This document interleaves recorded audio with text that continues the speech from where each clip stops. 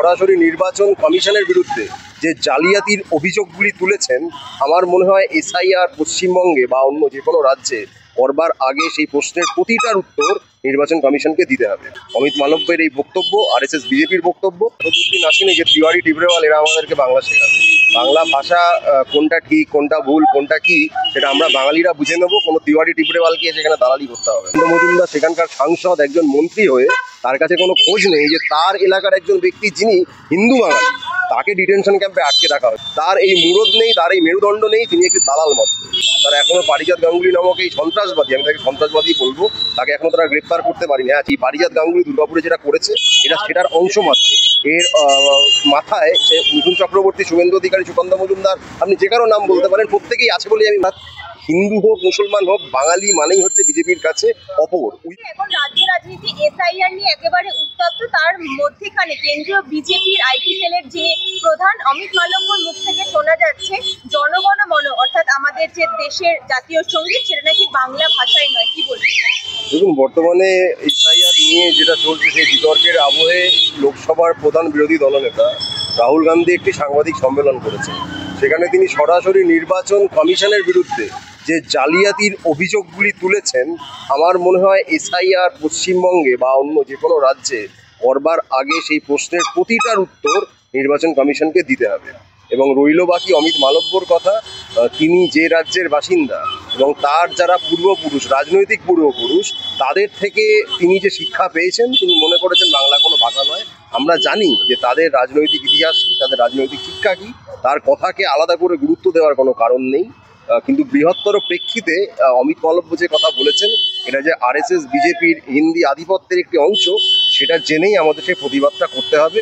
অমিত মালব্যের এই বক্তব্য আরএসএস বিজেপির বক্তব্য, সেই হিসেবে আমরা প্রতিবাদ আগামী দিনে চালিয়ে যাব। অন্যদিকে দেখা যাচ্ছে প্রিয়াঙ্কা তিবরেওয়াল থেকে শুরু করে তরুণজ্যোতি তিওয়ারি, বঙ্গ বিজেপির একাধিক নেতৃত্বরা এবং নেতাকর্মীরা বাংলা ভাষাকে বাংলাদেশি ভাষার সাথে খানিকটা কম্পেয়ার করছে, আমরা দেখতে পাচ্ছি। কি বলবো? দেখুন, বাঙালির এখন এত দিন আসেনি যে তিওয়ারি টিবরেওয়াল এরা আমাদেরকে বাংলা শেখাবে। বাংলা ভাষা কোনটা ঠিক কোনটা ভুল কোনটা কি সেটা আমরা বাঙালিরা বুঝে নেবো। কোনো তিওয়ারি টিবরেওয়ালকে সেখানে দালালি করতে হবে না। শুভেন্দু অধিকারী থেকে সুকান্ত মজুমদার বারবার বলছে যাদেরকে ডিটেনশন ক্যাম্পে পাঠানো হয়েছে তারা সবাই অনুপ্রবেশকারী রোহিঙ্গা। দেখুন, সুকান্ত মজুমদারের নিজের এলাকার এক ব্যক্তি, তিনি পাতিরাম সম্ভবত, আমার যদি খুব ভুল না হয়, এরকম একটি জায়গার ব্যক্তি, তাকে মাসের পর মাস মহারাষ্ট্রে ডিটেনশন ক্যাম্পে আটকে রাখা হয়েছে, এখনো অবধি তাকে ছাড়া হয়নি।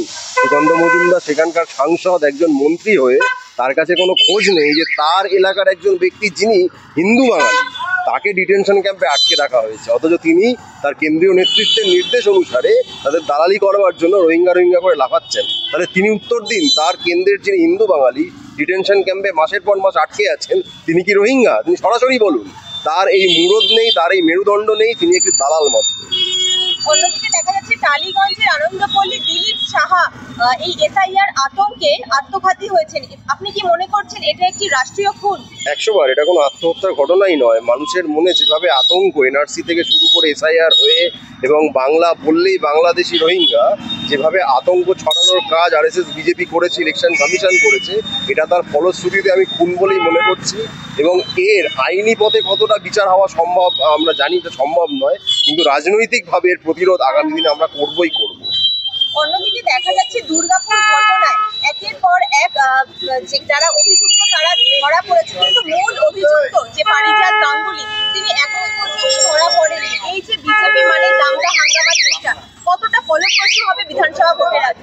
দেখুন, পারিজাত যে এখনো গ্রেপ্তার হননি, এটা অত্যন্ত দুর্ভাগ্যজনক। বাংলা পুলিশের এটা নিয়ে অতি দ্রুত পদক্ষেপ করা উচিত। যে প্রায় 1 সপ্তাহ হয়ে গেল তারা এখনো পারিজাত গাঙ্গুলি নামক এই সন্ত্রাসবাদী, আমি তাকে সন্ত্রাসবাদী বলবো, তাকে এখনো তারা গ্রেপ্তার করতে পারিনি। হ্যাঁ, 4 জন গ্রেপ্তার হয়েছেন, খুব ভালো কথা, কিন্তু তাদের যিনি মাথা, এই সন্ত্রাসী পারিজাত গাঙ্গুলি, তাকে অবিলম্বে গ্রেপ্তার করতে হবে। অন্যদিকে পারিজাত গাঙ্গুলির সাথে সরাসরি সংযোগ দেখা গেছে দিলীপ ঘোষ সহ মিঠুন চক্রবর্তী। কোনোটা কি মনে হচ্ছে যে উদ্দেশ্য প্রণোদিত ভাবেই এই দাঙ্গা বাঁধানোর চেষ্টা? দেখুন, এই ধরনের সাম্প্রদায়িক উস্কানি দিয়ে বিদ্বেষমূলক কাজকর্ম করে যাতে সরাসরি শান্তির যে আবহ বাংলা জুড়ে থাকে, সাধারণভাবেই থেকে থাকে, সেটাকে নষ্ট করার যে প্রচেষ্টা, এটা বিজেপি চক্রান্তেরই অংশ। তাদের একমাত্র তাস, একমাত্র তাস সাম্প্রদায়িক উস্কানি, কোনো না কোনোভাবে দাঙ্গা লাগানো। এই পারিজাত গাঙ্গুলি দুর্গাপুরে যেটা করেছে, এটা সেটার অংশ মাত্র। এর মাথায় সে মিঠুন চক্রবর্তী, শুভেন্দু অধিকারী, সুকান্ত মজুমদার, আপনি যে কারো নাম বলতে পারেন, প্রত্যেকেই আছে বলেই আমি মনে করছি। কারণ পারিজাত গাঙ্গুলি যা করেছে সেটা তার নিজের উদ্যোগে সে করেনি, তার দল তাকে বলেছে বলেই সে করেছে। অন্যদিকে দেখা যাচ্ছে দাদা, ডিটেনশন ক্যাম্পে যারা আছে সেই অনুসংখ্যা যদি আমরা বলি, সেখানে হিন্দু বাঙালি বেশি মুসলিম বাঙালিদের থেকে। তাহলে কি বিজেপির হিন্দু হিন্দু ভাই ভাই যে স্লোগান কোনোভাবে বিফলে যাচ্ছে? দেখুন, কিছুদিন আগে দিল্লিতে বিজেপি ভোটে জয়লাভ করেছে। দিল্লির কালকাজিতে তারা একটি বাঙালিদের কালী মন্দির, মা কালী, জয় মা কালী বলে নরেন্দ্র মোদী কলকাতায় মানে পশ্চিমবঙ্গে এসে যখন স্লোগান দিচ্ছেন, প্রায় একই সময়ে দিল্লির কালকাজিতে বহু পুরনো বাঙালিদের কালী মন্দির বিজেপি সরকার ভেঙে গুড়িয়ে দিয়েছে। তার ভিডিও রয়েছে, আমার নিজের ফেসবুক পেজেই রয়েছে, আপনারা চাইলে দেখতে পারেন। অর্থাৎ হিন্দু হোক মুসলমান হোক, বাঙালি মানেই হচ্ছে বিজেপির কাছে অপর উইপোকা, এটা অমিত শাহ বলেই গেছিলেন। তারা হয়তো অ্যাপারেন্টলি দেখায় যে মুসলমানকে টাইট দিচ্ছে, কিন্তু বাস্তবে তাদের কাছে না মা কালীর দাম আছে, না মা দুর্গার কোনো দাম আছে। সার্বিকভাবে যে আপনি হিন্দু হন, বাঙালি মুসলমান হন, যদি আপনি বাঙালি হন, এরা আপনাকে ডিটেনশন ক্যাম্পেই পড়বে। একেবারে শেষ প্রশ্নে যাব, দেশের নতুন সংসদে গরু নিয়ে আসা উচিত ছিল। রবিবার এমনই বিতর্কিত মন্তব্য করে বসলেন যোশীমঠের শঙ্করাচার্য। আমরা জানি যে সংসদ বা পার্লামেন্ট রুটি কাপড়া মাকান নিয়ে কথা বলার জায়গা, সেখানে গরু কি আলোচ্য বিষয় হয়ে উঠতে পারে বলে মনে করছি? তিনি কি প্রেক্ষিতে কথা বলেছেন জানি না, কিন্তু সংসদের মধ্যে একাধিক গরুর সন্তানরা যে ঘুরে বেড়ায় সেটা আমরা দেখেছি। সুতরাং আলাদা করে গোমাতার খুব প্রয়োজন নেই, তাদের সন্তানরাই যথেষ্ট।